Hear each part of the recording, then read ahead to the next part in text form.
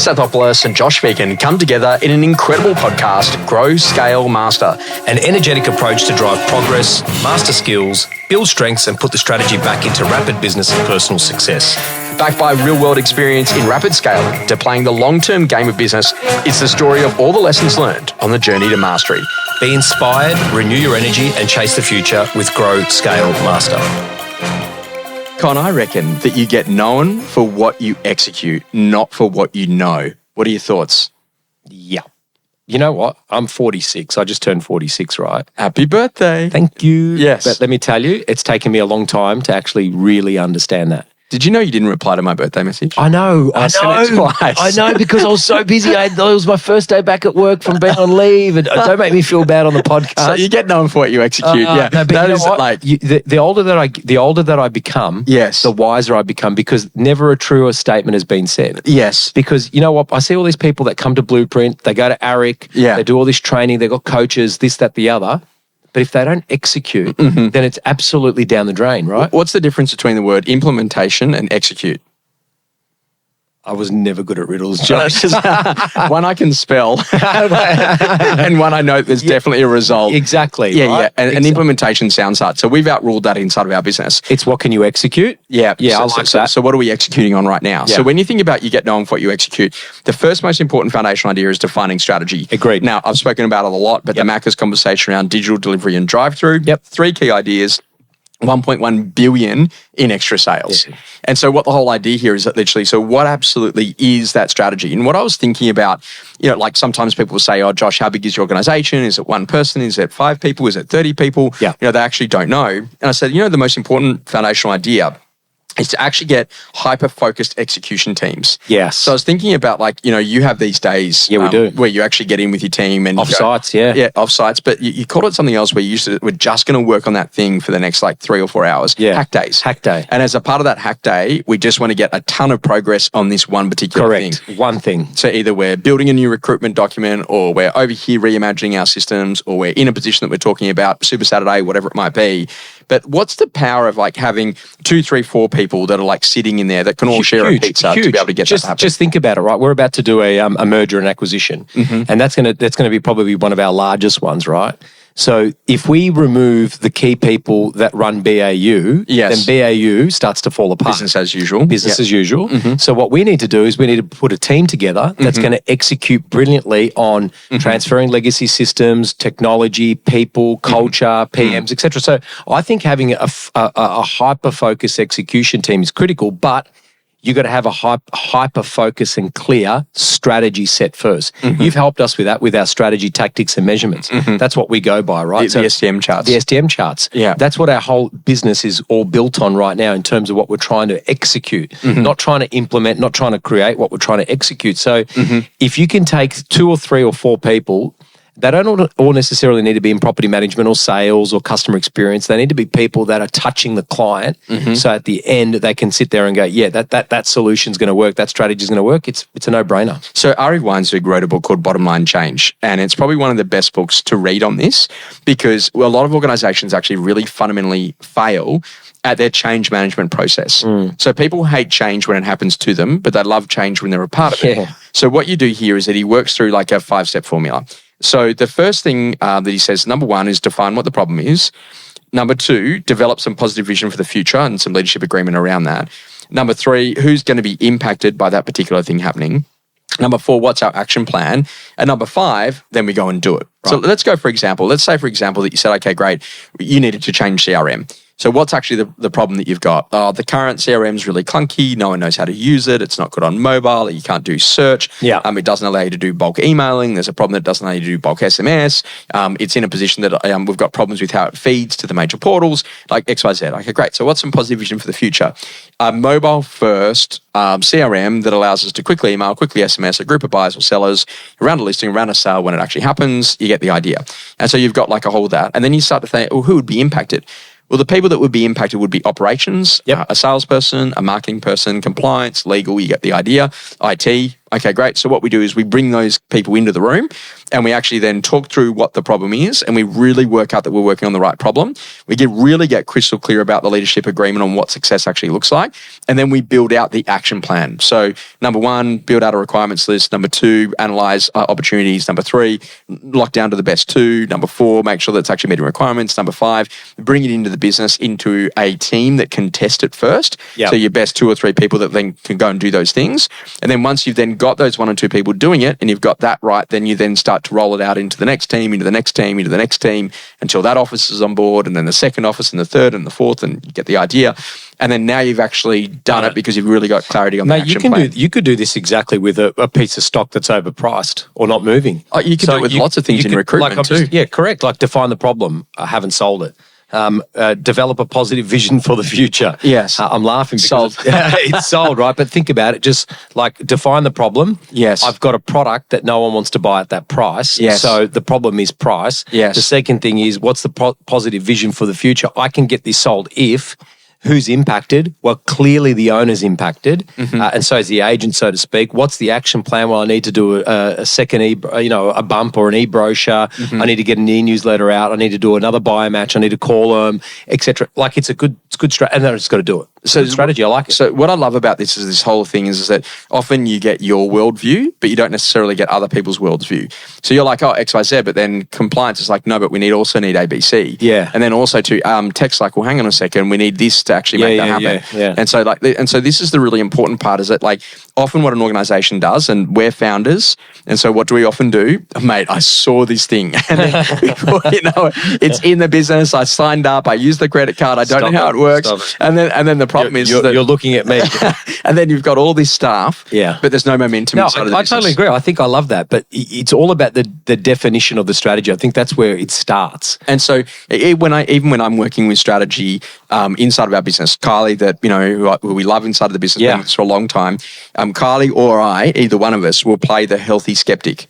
Yeah. Yeah, but what happens if we don't need that? But what happens if we could do this a different way? Yes. But have you thought about ABC? Yeah. And so we will pressure test before we actually... It's a nice way of saying constructive criticism. Yes. I like that. The healthy skeptic. It is proper pressure testing. It is, yeah. When you go to think about building the dream team, so I'm working on a major project at the moment, and when I'm thinking about my dream team, I'm like, okay, great. So I need to make sure I've got a phenomenal person who can actually build the digital experience of this. Yep. I need to get someone who's really good at the graphic design.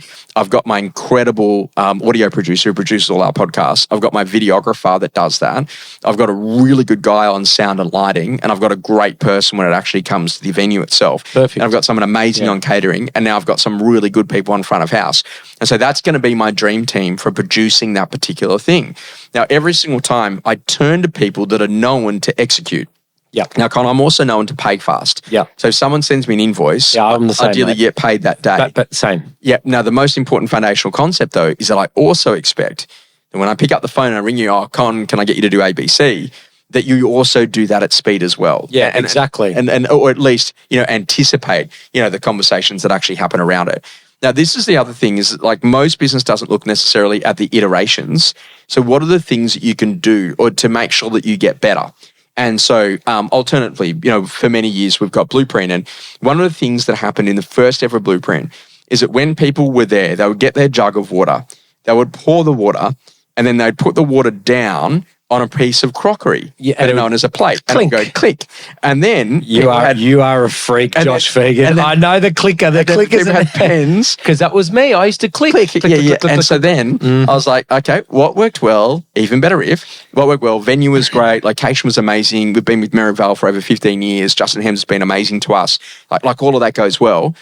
But then I just went, even better if. Guess what? Yeah, no clickers and no crockery. And so now, like Ivy, you're amazing at that. Merivale's incredible with us, because guess what? They don't put the crockery plate underneath any of the water jugs anymore. It goes underneath a triple layer of cloth. Yes. So that literally is a bit of leak proof and XYZ. And all of our pens don't have a clicker on them. I'm bringing one to next week's Blueprint. So security will search you out. Can I tell you, like our theme in our business, we pick a theme, as you know, this year is better is better. Yes. Perfect example of that. You just kind of you just nailed that. So we had excellent auction result on the weekend, above reserve. We had, despite the weather in Sydney, it was a phenomenal result, right? And there was 3 key things that we could have done better. And it's not criticism, it's actually an observation. The first one is we went to the trouble of letterbox dropping, door knocking, and bulk SMSing everyone out in the community to come. We had over 125 people sitting out in a cold winter's day in Sydney. No one was checking anyone in. Yes. First opportunity, not mistake, first opportunity. Second one is we were videoing it. We didn't have a sign that said, you're being filmed. Yes. So if you're uncomfortable, let us know. We had 3 or 4 bidders that I saw walk across the road. They didn't want to bid. They didn't want to be on camera. Yes. Right? We're in Western Sydney. Remember that? Yes. West is best. Yes. And then the third one was we didn't leverage it. So one of our competitors leveraged it yesterday on Sunday before we could have. Yes. So what's your acronym? What worked well, even better if? What worked well, even better if. Yeah. I love that because that is how you get the incremental marginal gains of growing and going to another level. Yeah, you look at Peter Knight over in the UK taught us that. It's amazing. And one of the things that we do is like literally at the end of like delivery of every project, whether or not it's Firms of the Future or doing a growth mode or doing something else inside of the business, we always stop and go, hey, let's pay homage to the stuff that really went well here. But then it's also too, let's look for where the improvements could be. And you know what? Like, it's so rewarding when you actually have a look at the stuff that went really well. Now, for years, people wouldn't understand it. But when you had a name badge with us, and we stopped doing it only maybe a year or 2 ago, but if you had a full stop after your name, it actually meant something. I know this. You've told me this. I'm a digital client. Yeah. So from that point of view, like for those that don't know, they don't know. But for those that know, they definitely know. And business is all about the level of sophistication that allows you to provide a better quality level of service and experience to the people that you're working with. Agreed. Because you're clear about why you do it, when you do it, and how it works. And this is like kind of like a foundational concept that whenever you're thinking about really improving your business, first of all, to get good at execution, define what success actually looks like and work all out to do it. Now, here's the interesting thing. It didn't take you a year, 2 years, or 5 years to get Super Saturday live. No. When you thought about it, there was an innate fire within you. You made a decision that you wanted to become better at it. Correct. You got on the phone, you spoke to a couple of people that have done similar types of things around the world over many years.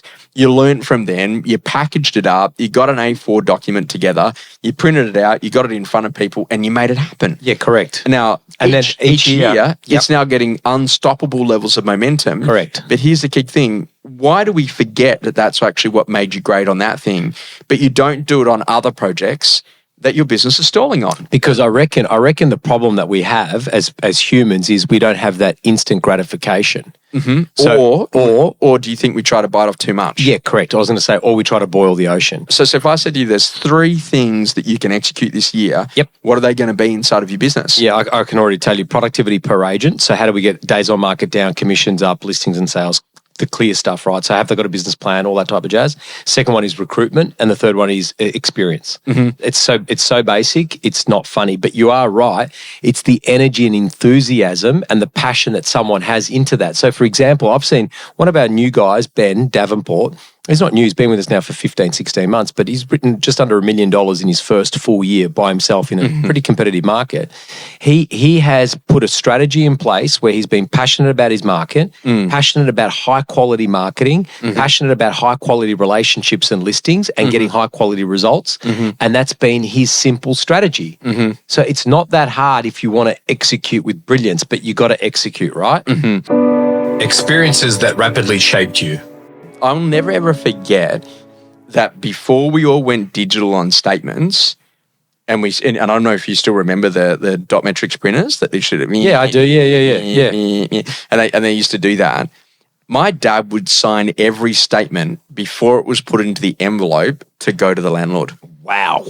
So he'd read over, make sure that everything was right, and then send it. And then he would then put a little notebook to the side on key people that he thought, I should ring them. I should have a conversation so as a reminder. with them. As reminders on like, these are important people or XYZ. And I know that my dad had 600 landlords. Wow. Do you know? Every month. Do you know how? How? Because you folded them. No, because I had to lick all 600 envelopes. And I can still taste envelopes today. That explains so much. Yes. Something that's changing your view. Spend more time on defining the problem than the solution. We had the chance to be able to work with Hilary Corner out of Toyota, and she was involved in their case and business process improvement. And she said, most of the challenge, and I want you to really think on this, most of the challenge in life is that most people think they have to find the problem and then go about putting the solution in, and the solution never solves it. And so here's this. Do you know what Toyota worked out? What's that? They don't need to worry about the brakes. They don't need to worry about airbags. They don't need to worry about anything else. What do they need to worry about? They needed to get into autonomous driving because all the issues was the driver. Oh, wow. And are you prepared for that? Because we're off, developing ABS and airbags and XYZ, when in all reality... There won't be drivers. The drivers were actually the problem. Yeah. Because, you had too much alcohol, or you did XYZ, or you were inexperienced, or the car went too fast. And so this is that whole key thing, is that really make sure that we're defining the problem. And so this is all 100% about getting the strategy approach of how could we get it better, easier, faster to make sure that we've got a much better quality business. One thing that's changing my view at the moment is, if you want better quality results, ask better quality questions.